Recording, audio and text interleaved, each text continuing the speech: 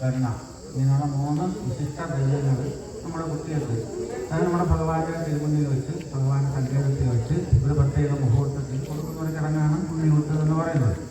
അപ്പോൾ അത് നമ്മളിവിടെ നടത്താൻ പോവുകയാണ്. എല്ലാവരും വളരെ ശ്രദ്ധയോടെ ഈ പറയുന്ന നാമങ്ങളൊക്കെ ജപിച്ച് വളരെ ശ്രദ്ധയോടെ ഇരിക്കണം. അപ്പോൾ മനസ്സിൽ നമ്മുടെ രക്ഷകർത്താക്കൾ കാരണം കുട്ടികൾക്ക് അത്രയും സങ്കല്പിക്കാൻ അറിഞ്ഞുകൂടരുത്. അപ്പോൾ കുട്ടികളുടെ രക്ഷകർത്താക്കൾ ഈ സമയത്ത് സങ്കല്പിക്കേണ്ടത് ഇവർക്ക് നല്ല ബുദ്ധി ഉണ്ടാവണം. അത് വെണ്ണം പോലെ നിർമ്മല്യമായ നല്ല ബുദ്ധി, സദ്ബുദ്ധി. ബുദ്ധി മാത്രം ഉണ്ടായിട്ട് കാര്യമില്ല, സദ്ബുദ്ധി ആയിരിക്കണം, നല്ല ബുദ്ധി ആയിരിക്കണം. ദുർബുദ്ധി ഉണ്ടായിട്ട് കാര്യമില്ല.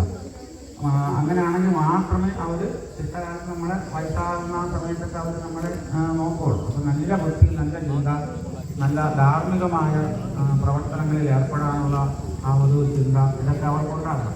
കാരണം നമ്മുടെ ഭക്ഷണത്തിൽ നിന്നാണ് സ്വഭാവം രൂപീകരിക്കപ്പെടുന്നതെന്നാണ് പറയുന്നത്. അപ്പം ഭഗവാനെ നേരിച്ച് ദേവോചിഷ്ടം അമൃതം. അപ്പോൾ ഭഗവാന് നേരിച്ച ആ അമൃതിന് തുല്യമായ ആ നിവേദ്യ വസ്തുക്കൾ ഈ കുട്ടികൾക്ക് ഈ നാമം ചോദിച്ച